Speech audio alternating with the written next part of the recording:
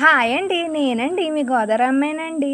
అందరూనండి తాగేత్తన్నారండి. ఏటి తాగేత్తన్నారా అని చూత్తేనంట అండి, ఇయ్యెయ్యో బాదం మిల్కులు, మిల్క్ షేకులంట అండి. మన నోరాగుతదా అండి అందరూ తాగుతుంటే? నాకైతే అస్సలు నోరాగదండి. ఎవడైనా ఏమన్నా అన్నా నోరాగదండి. ఎవరైనా ఏమన్నా తిన్నా నోరాగదండి. చూసి అబ్బబ్బబ్బబ్బా! మనం కూడా కొనేసుకోవాలని కొనేసుకున్నానండి. ఇదిగోండి ఇలా పార్సెల్ కట్టేసారండి. డ్రై ఫ్రూట్స్ అన్నానండి. నాకేమో 1, 2 కనపడుతున్నాయండి. ఎంత దారుణం ఏటండి అసలను. కొంచెం ఎయ్యాలి కదండి. ఏవండి పప్పులో కాలేసేసానండి. ఏటంటేనండి దాంట్లో చాలా జీడిపప్పులు ఇచ్చారండి. బాదం పప్పే తక్కువ 1, 2 ఉన్నాయండి. 2 చెర్రీ పళ్ళు ఇచ్చారు కానీ జీడిపప్పు మాత్రం ఎక్కువ ఇచ్చారండి. నేను చూసుకోకుండా అనేసాను అనిపించిందండి. కాకపోతేనండి రూ.